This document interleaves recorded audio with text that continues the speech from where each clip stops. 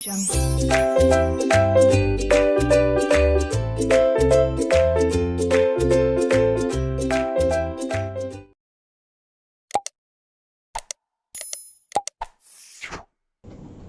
hello everyone and welcome back to my channel named Learning to Learn. So last class में हमने किया था 10 different types of research. तो जो research हमने किए थे वो मैं आपको अभी बता देती हूँ. We did descriptive research. One second. We did descriptive research, ex post facto research, historical research, analytical research, correlation research, explanatory research, exploratory research, experimental and causal studies, fundamental research and applied research. आज हम focus करेंगे on action research, deductive research, inductive research, structure research, unstructured research, quantitative research, qualitative research, mixed research, conceptual research और empirical research. आई hope आपको last class अच्छी लगी हो and if you need these revision classes please do comment so that मुझे पता चले कि exactly आपको किस टाइप के वीडियोस चाहिए so that I can start producing those. Okay, so let's get started with today's topic.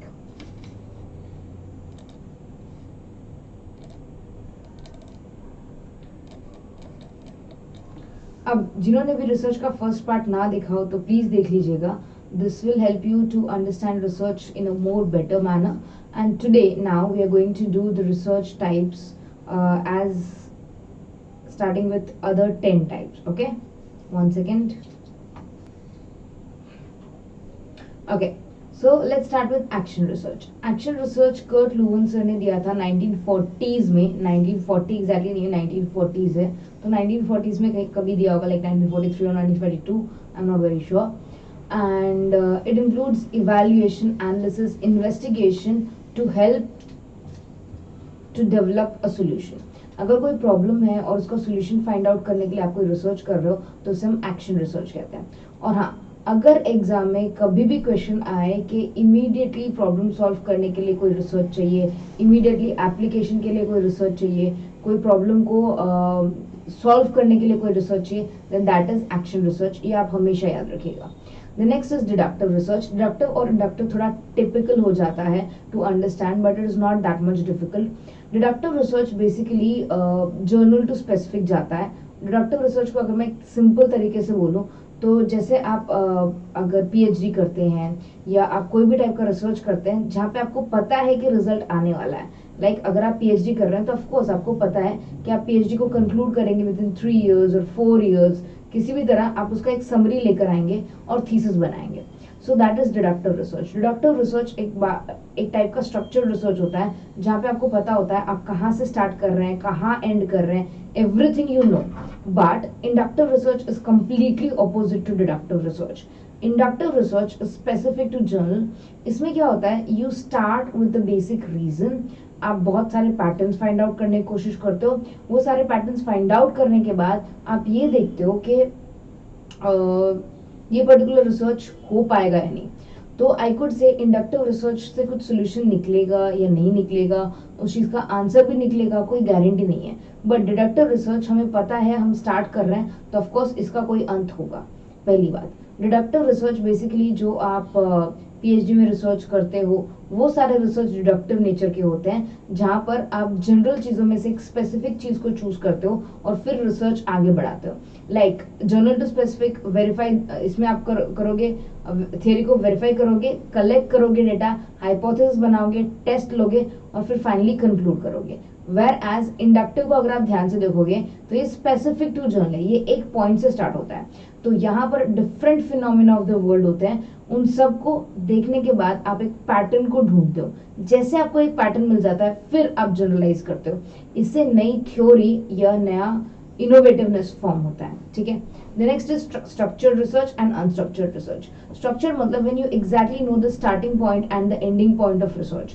जहाँ आपको पता होता है कि next step क्या होगा, इसके आगे मुझे क्या करना है, इसके आगे और क्या हो सकता है. All these things, these are structured research. Whereas जब मैं unstructured की बात करती हूँ तो unstructured research are those research where you don't know the start point, the end point, even you're waiting for a clue और एन एविडेंस ताकि next research आप कर सको.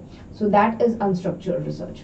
Now moving towards, I hope आपको समझ में आएगा action, deduction, induction, structured and unstructured. अब याद रखना deduction is general to specific and induction is specific to general. तो ये आपको बहुत ध्यान रखना है. इसके ऊपर कई बार कोडेड वाले क्वेश्चंस भी आते हैं और अदर क्वेश्चंस भी आते हैं. ठीक है. The next one would be quantitative and qualitative research. Quantitative research basically जैसे कि नाम सजेस्ट कर रहा है, it depends upon the quantity.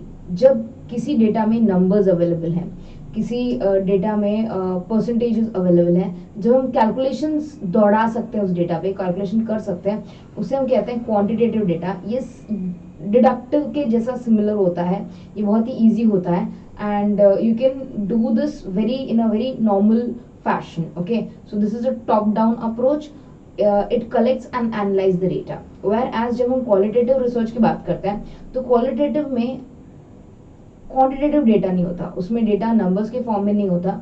You can get the data दो, आपको डेटा मिल सकता है इन form of words, pictures, description, experience को शेयर करना, वो सब आएगा. तो क्वालिटेटिव रिसर्च जो होता है वो फोकस करता है व्हाट और व्हाई पे, कि ये चीज क्यों हो रही है और किस लिए हो रही है, वो चेक करना is qualitative research. It is similar to inductive research and it includes non numerical data. So data can be in form of words, explanation etcetera. अब मिक्स्ड रिसर्च मतलब जहां पर क्वांटिटेटिव और क्वालिटेटिव हम मिक्स कर देते हैं, that is called mixed research. Last के दो जो बचे हैं that is conceptual research and empirical research. Conceptual research का मतलब होता है this is used by great thinkers और फिलोसोफर्स, ग्रेट स्कॉलर्स, जहां पर हम नहीं समझ पाते, हम we are not able to understand the theory they have given, but future में जाके पता चलता है. like if you have ever studied Hanuman Chalisa, तो हनुमान चालीसा में एक श्लोक है like जुग सहस्त्र जो जल पर भानु लील्यो ताहि मधुर फल जानू. so if you know this entire sentence, it depicts or it explains the exact difference between the sun and the earth. तो ये बहुत सालों पहले आया था, नासा से भी पहले, और फिर नासा ने कंफर्म किया था कि that yes this is the exact difference.